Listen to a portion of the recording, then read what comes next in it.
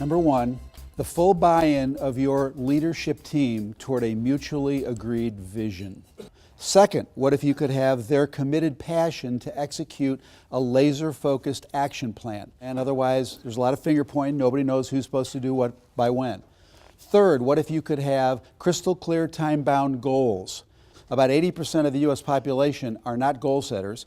The U.S. Bureau of Labor Statistics estimate that more than 80% of American businesses have no kind of a plan at all of any kind on paper. What I came to talk to you about this morning is how to install all 5 of those so that you can take a 2-week vacation and not check in with email, text, phone calls, and literally get your head out of the business, because while you're away, there's a well-oiled machine running in your company behind you. Lousy implementation kills more goals, strategies, big ideas than any other single factor in business. Figure out a way to install bulletproof implementation systems, and I assure you, you've solved 80% of your problems. I got to stay connected. It's my nature to stay connected. And so I did. And so I created a system that would help me to get the embracement of the team in terms of the creation of the plan, but allowed me to stay connected, not in a micromanagement way, but in a responsible leadership way. Plans are best created when the top leader of the business, that's you, is a participant in the process rather than the leader of the process. It's best when the facilitator of the business planning process is a company outsider, someone not emotionally vested in the specifics of the plan, someone who can call a spade a spade. My experience is when the leader is leading the meeting, another fallout of it can be that critical issues don't get talked about because nobody wants to be the bad guy to a fellow teammate. But an outside facilitator who is not emotionally invested in the team can ask the tough question.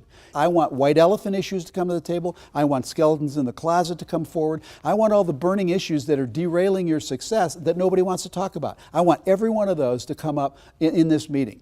These are the behavioral norms of the meeting.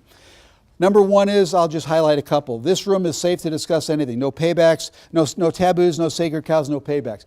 And this one is distribution. Other examples of strategic areas would be culture, sales, marketing, IT, new products, new markets, acquisitions, whatever the strategic areas that bubble to the surface of the SWOT analysis that the group has agreed and turned into responses in the 3-year strategic vision and the 3-year goals. Now we're turning them into 1-year goals. What's going to happen in the next 12 months? So let's say there's one up on the wall about distribution. So I would say as facilitator, you've got your 3-year goal. You know what the picture of clearly defined success is on this in 3 years.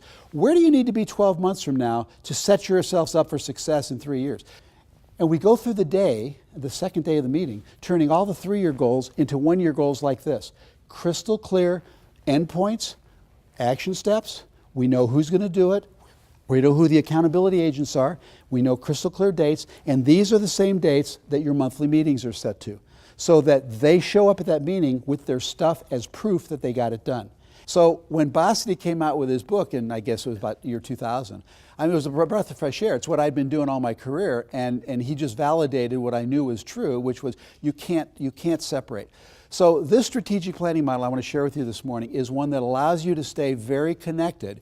You don't have to be the doer on everything, but you will be clearly involved and comfortable, therefore, that your company is not running off the tracks or over a cliff. Why is that? Because the action steps are all happening. This system gets it done. You've got to have some sort of a penalty out there that says we're serious about this. To occupy a seat at this table, we're better than the average bear, and we're willing to put in place tough compliance issues to make sure we get this plan done. Most of the time, teams I work with go through an entire year with 0 strikes. That's probably 60 to 70% of the teams. The other 30 or so percent of the teams will have 1 or 2 strikes given, usually to different people, and it's a wake-up call. So it's a very powerful thing. Peer pressure is the most powerful force, far more powerful than monetary fines. But a couple groups still want to put some of those in play. This is very powerful stuff. When you put all those together, you have effective implementation, as the other clients that I've worked with have done. And if you will install this in your companies, you too can have it.